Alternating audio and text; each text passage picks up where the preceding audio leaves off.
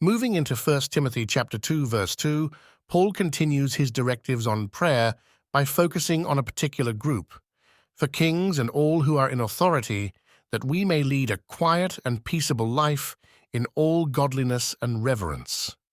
This verse extends the call to prayer from the general to the specific, emphasizing the importance of praying for those who hold positions of power and authority.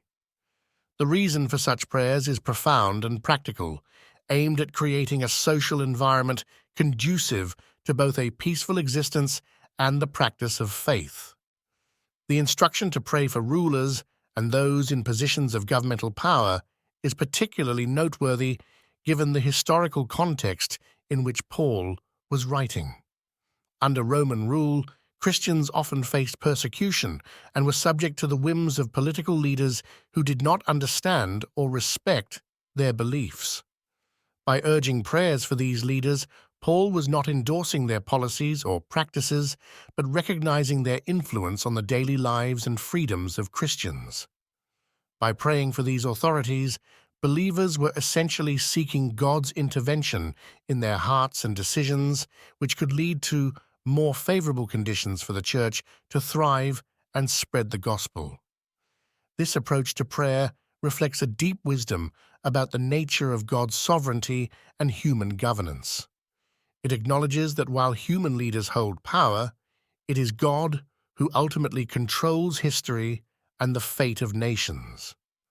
Therefore, praying for those in authority is also an act of submission to God's ultimate authority, acknowledging that He can direct the hearts of leaders like channels of water.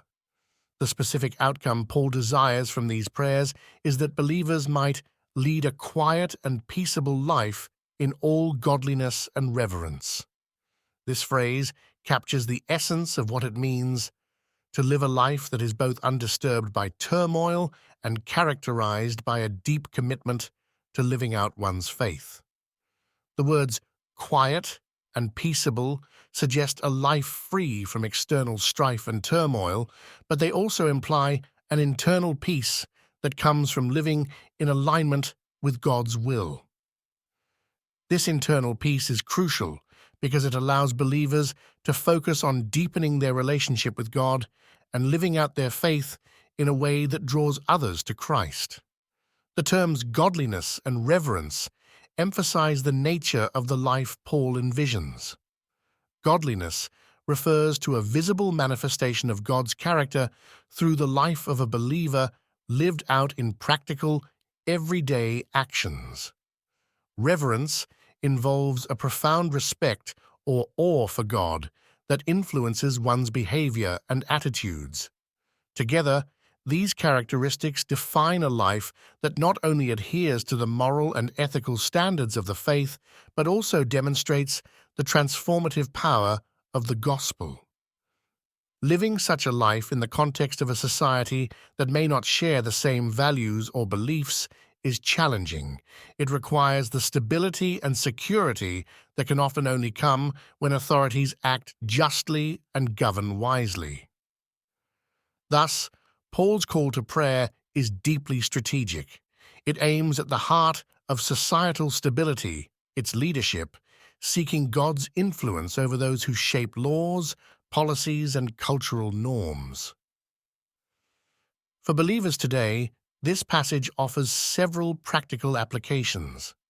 First, it serves as a reminder of the importance of praying for leaders, regardless of political alignment or personal feelings towards them. Such prayers are not simply a duty, but a strategic spiritual practice that seeks the welfare of the entire community and the freedom to live out the gospel. Second, this verse challenges believers to consider the quality of their own lives in terms of godliness and reverence. It prompts a reflection on how one's life might be a testimony to the peace and grace found in Christ, even amid a society that may be indifferent or even hostile to faith.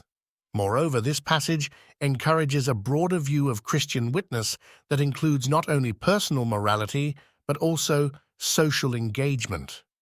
By praying for peace and stability, believers are participating in God's work in the world, recognizing that the gospel has implications not only for individual lives, but also for society as a whole.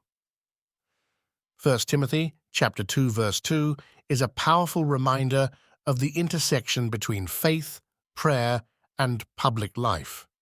It calls believers to a life of active prayer and quiet conduct, where the gospel is not only believed, but also lived out in a way that is both peaceful and profound. This balanced approach to living and engaging with the world around us is foundational to the Christian witness, reflecting the peace and wisdom that comes from a life deeply rooted in Christ.